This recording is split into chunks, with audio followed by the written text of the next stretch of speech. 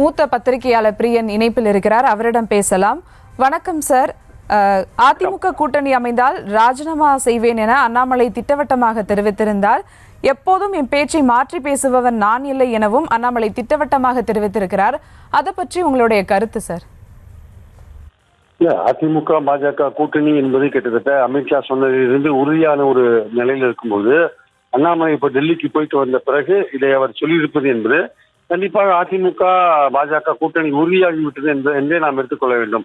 அதாவது அதிமுகவுடைய ஒரு டிமாண்ட் என்னவா இருந்ததுன்னா, கூட்டணி வைக்கும் பொழுது தமிழ்நாடு பாஜக தலைவராக அண்ணாமலை இருக்கக்கூடாது என்பதுதான் எடப்பாடி அவர்களின் கோரிக்கையாக இருந்தது. ஏன்னா சட்டமன்ற தேர்தலுக்கு பிறகு அவர் தலைவராக வந்த பிறகு பாராளுமன்ற தேர்தலுக்கு முன்பு அண்ணாமலை பற்றியும் ஜெயலலிதா பற்றியும் எடப்பாடி அவர்களை பற்றியும் அண்ணாமலை அவர்களுடைய கருத்துக்கள் கூட்டணி பிரியறதுக்கு ஒரு முக்கியமான காரணமாக இருந்தது.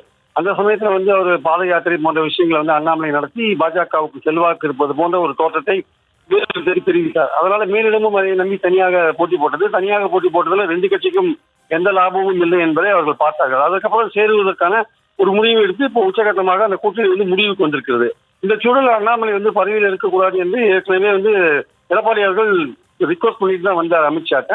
அமித்ஷாவும் அதை கன்ஃபார்ம் பண்ணியிருக்காரு, இந்த மாதிரி கூட்டணி பேச்சுவார்த்தைகள் நடந்து கொண்டிருக்கிறேன் என்று. ஸோ பாஜக மீறிடம் அவரிடம் அவரை தலைவர் பதவியிலிருந்து மாற்றுவதற்கு முடிவு செய்து விட்டது என்றுதான் தெரிகிறது. ஸோ அதை தெரிந்து கொண்ட அண்ணாமலை அவர்கள் இப்பொழுது அதிமுகவையும் பாஜக கூட்டணியில் விட்டால் நான் விலகி விடுவேன், தலைவர் பதவியிலிருந்து விலகி விடுவேன் என்று சொல்கிறார்.